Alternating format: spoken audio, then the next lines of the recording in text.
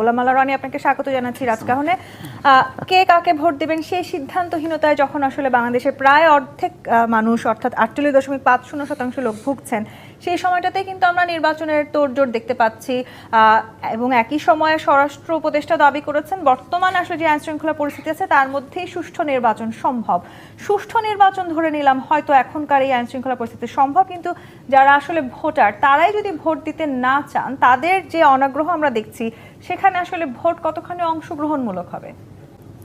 একেবারে শতভাগ নিশ্চিত না হলে তারা ভোট কেন্দ্রে যাবে না। ওখানে গিয়ে যদি দেখে যে কোনো মতে টিয়ারশিলের ঝাঁজ আসবে, একটু দৌড়ানি খাওয়ার একটা সম্ভাবনা আছে, চট থাপ্পড় খাওয়ার সম্ভাবনা আছে, যাবে না। সেই সম্ভাবনা এবারে নির্বাচনে দেখছেন? এটা আরও বেশি, অতীতের যে কোনো সময় আসছে এটা বেশি হবে।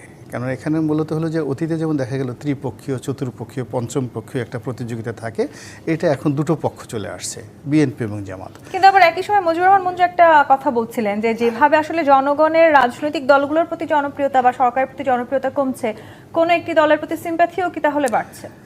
মানে এখন আসলে ওটার মূল্য ব্যাপার নয়, ইলেকশনে যেটা আমরা এখন ধরে নিয়েছি এবং সবাই এটা জানে, ওপেন সিক্রেট, এবং মুখে মুখে বলা বলি করছে যে আগামীতে প্রধানমন্ত্রী জনাব তারেক রহমান, এর বিকল্প কেউ বলতেছে না জামাতের আমির প্রধানমন্ত্রী হবেন, সব মুখে একই কথা, এটা জানা রেজাল্ট। বিএনপি সিট পাবে 280টা 70টা, তারা যদি দয়া করে 2-4টা ছাড়তেও পারে, যদি বলেন আমি একটাও ছাড়বো না, বিএনপিকে চ্যালেঞ্জ জানানোর মতো ওই মানে 4-5টা খুব টেকনিক্যাল জায়গা আছে নির্বাচন, সেটা জামাতের হাতে এই মুহূর্তে আছে 4 থেকে 5টি, যেখানে তারা শক্তি প্রদর্শন করতে পারে। এর বাইরে বিএনপিকে চ্যালেঞ্জ জানানোর শক্তি কারণে তাহলে ধরুন নেন 280 থেকে 290টি সিট একদম কনক্রিট। অ্যান্ড বিএনপি যদি বলে যে না আমি এত সিট নেব না, আমার ভালো লাগে না, আমি এটা কমাই দিলাম, আমি এখন 190টা সিট নেব, বাকিটা আমি মঞ্জু সাহেবদেরকে দেবো, ভিপি নুরুকে দেবো, তারপর সেটা আদনালিব রহমান পার্থক্য দেবো, সবাইকে দেবো। সমঝোতার ভিত্তিতে? সমঝোতা আমার দয়া, এটা সমঝোতা, তার তো সমঝোতার দরকার নেই। এখন সে কেন সমঝোতা করবে? সে তো সবচেয়ে একটা ঐতিহাসিক একটা জায়গাতে আছে। আপনি বুঝতে পারেন যে নির্বাচন হবে ফেব্রুয়ারি মাসে, এখন আমরা প্রধানমন্ত্রীর নাম 100% বলে দিতে পারছি, একদম তারেক রহমান ভার্সেস জামাতের আমির, বুঝলেন তো? সেখানে 1%, হ্যাঁ, যেখানে নিশ্চয়তা 100% রেকর্ড হয়ে গেছে। আপনি দেখেন যদি এখন ভোট দেন বা লোকজনের কাছে জিজ্ঞেস করেন, এই শহরের সবচেয়ে বদ্ধ উন্মাদ গত 1 মাস যাব সে কাপড় পরেনি, আপনি তার কাছে জিজ্ঞাসা করেন যে নির্বাচনের প্রধানমন্ত্রী কে হবে, সে বলবে তারেক রহমান হবে, কেউ জামাতের আমির কথা বলবে না। মিলাদ, যেই আসলে নিশ্চয়তার কথা আমরা শুনতে পাচ্ছি, গোলাম মাল্লা রানী যে অভিযোগগুলো করলেন, বা অভিযোগ করিনি তো, আমি কমপ্লিমেন্ট করছি, জি, বিএনপিকে চ্যালেঞ্জ করার মতো আসলে শক্তি এই মুহূর্তে বাংলাদেশের রাজনৈতিক প্রেক্ষাপটে আর কোনো রাজনৈতিক দলের নেই, কিংবা আপনারা নিশ্চিত যে আসলে বিএনপি এই মুহূর্তে নির্বাচন হলে আপনারাই জয়ী হবেন, এগুলো কি আসলে আপনাদের রাজনৈতিক দলের জনপ্রিয়তা কমাতেও খানিকটা পেছনে দায়ী কিনা? এইটা কোনো জরিপ নয়, অ্যাকচুয়ালি এই জরিপের উপরে ভরসা করে এই টক শো করা এটা অহিতকর, ওয়েস্ট অফ দ্য টাইম আমি মনে করি আর কি। এই জরিপের কোনো রকমের কোনো ভিত্তি নাই, এবং এই জরিপ নিয়ে আলোচনা করা বৃথা আর কি, আপনার সময়টা নষ্ট, আমাদের সময় নষ্ট। কিন্তু জনপ্রিয়তা আদৌ কমছে কিনা, কিংবা জনপ্রিয়তা হলো নিশ্চিত কিনা যে নির্বাচন হলে আপনারাই জয়ী হবেন? হ্যাঁ, বিএনপি নিশ্চিত এই কারণে 17টি বছর যে আন্দোলন করেছে, আন্দোলনের সময় সবাই ছিলাম আমরা একসঙ্গে, যুগপৎ আন্দোলন করেছি, এবং যুগপৎ আন্দোলনে যারা যারা আমরা ছিলাম সবাই আমরা খুবই নিগৃহীত এবং আমরা টর্চার্ড, এবং সমস্ত বাংলাদেশের মানুষ এই পরিবর্তনটা চেয়েছিল, এবং পরিবর্তনটা চেয়েছে এই জন্যই যে এই ফেসিবাদ মুক্ত আমরা হই। ফেসিবাদ মুক্ত হলে কী হবে, যে তাহলে আওয়ামী লীগ থেকে বিএনপিতে আমরা ভোট দেব, এটাই ছিল, কারণ দুটি দল তো বড় দল ছিল। এখন বিএনপির পরে যখন আপনার 5ই আগস্টের পরে যখন ছাত্রদের মানে সঙ্গে নিয়ে অভ্যুত্থানটা করা হলো, তখন তকমা দেওয়া হলো শুধু ছাত্ররাই এই অভ্যুত্থানটা করেছে।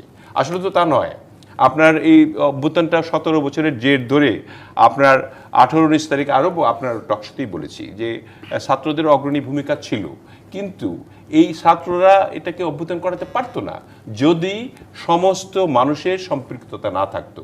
যুগপৎ আন্দোলনের সমস্ত মানুষ, আমরা বিএনপি প্লাস সমস্ত জনসাধারণ নেমে এসছে দুঃশাসনের বিরুদ্ধে। আমি মিলাদ ভাইয়ের একটা কথা একটু আমার কানে লেগেছে, সেটা হচ্ছে উনি বলছেন আওয়ামী লীগ নাই। এটাও কিন্তু আরেকটা মানে ধারণাগত জায়গায় আমার কাছে আমি একটু ডিফার করব, কারণ আওয়ামী লীগ নাই মানে কি, আওয়ামী লীগের ভোটাররা তো আছে। আপনি দেখছেন তো যে জরিপে, যদিও জরিপের ব্যাপারে আমারও দ্বিমত না, জরিপের অনেক ত্রুটি থাকে, কিন্তু জরিপ বলেই তো আমরা অ্যাজাম্পশন করি, আর তো কোনো পদ্ধতি তো আমাদের কাছে নাই।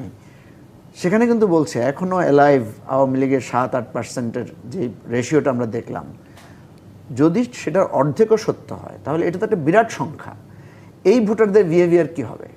তারা কি স্বতন্ত্র নির্বাচন করবে, নাকি তারা অন্য কোনো দলের অধীনে যেয়ে নির্বাচন করবে, নাকি সবাই না ভোট দিবে, নাকি তারা নির্বাচনই বর্জন করবে, নাকি তারা বিএনপিতে কিছু জামাতে কিছু ঢুকে সেখানে এক ধরনের নাশকতার পরিকল্পনা করবে? এখানে কিন্তু ঠিক আছে। হিউজ একটা কিন্তু ডার্ক এরিয়া আছে, যেটা আমার কাছে মনে হচ্ছে যে এক্সিস্টিং যারা যেটা বলছে না দুই দল মানে অনেক উত্তপ্ত অবস্থায় আছে, তারা কিন্তু এই জায়গাটা মানে এই জায়গাটা কিন্তু তারা টাচ করছে না।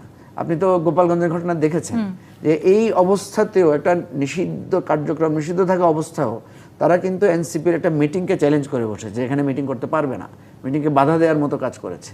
তো এই ধরনের সিচুয়েশন কিন্তু আরও হতে পারে, ঘটতে পারে। একটা ফোন কল আজকে দেখলাম ঢাকা বিশ্ববিদ্যালয়ের এক্স ভিসির সাথে, সেখানেও কিন্তু দেখেন তাদের কিন্তু এক ধরনের উত্তপ্ত, এক ধরনের বলা যায় যে অত্যন্ত হিংস্র মনোভাব এখনও শেখ হাসিনা এক্সিস্ট করছেন। যে এমন একটা সময় আমরা পার করছি যেখানে সবারই জনপ্রিয়তা কমছে। আপনি দেখেন বিএনপি, আওয়ামী লীগ আমলে বিএনপি একটা মানে নির্যাতিত দল হিসেবে বিএনপির প্রতি যে সিম্প্যাথি যে পরিমাণ ছিল, সেটা কিন্তু আমরা দেখলাম এই পট পরিবর্তনের পরে নানা কারণে বিএনপির গ্রহণযোগ্যতা বা তার সাপোর্ট কিছুটা কমার আমরা লক্ষণ দেখতে পাচ্ছি। আমাদের কাছে কোনো জরিপ নাই, কিন্তু আমরা মনে করেছি। অ্যাজ ওয়েল এজ ধরেন জামাতের প্রতিও মানুষের একটা সিম্প্যাথি ছিল, সেখানেও আমরা দেখছি যে এখন যখন জামাত বড় বড় সমাবেশ করছে, জামাত যখন খুব উত্তেজনাপূর্ণ স্লোগান দিচ্ছে, তখন দেখা যাচ্ছে মানুষ আবার তাদের প্রতি কিছুটা তাদের প্রতি সিম্প্যাথি কমে যাচ্ছে। তো এই জরিপটাকে আমি মনে করি যে মোটামুটি গ্রহণযোগ্য, কারণ আমার ব্যক্তি চিন্তার সাথেও কিছুটা মিলে যাচ্ছে এই জরিপের ফলাফলটা। এখানে যে জায়গাটা আমরা স্পষ্ট দেখতে পাচ্ছি সেটা হচ্ছে যে এই যে সবার প্রতি গ্রহণযোগ্যতা কমে যাওয়া, এবং দেখেন সরকারের প্রতিও কিন্তু মানুষের আস্থা কিছুটা কমে গেছে। এখন কথা হচ্ছে এই আস্থাটা কমে কার জন্য বেড়েছে?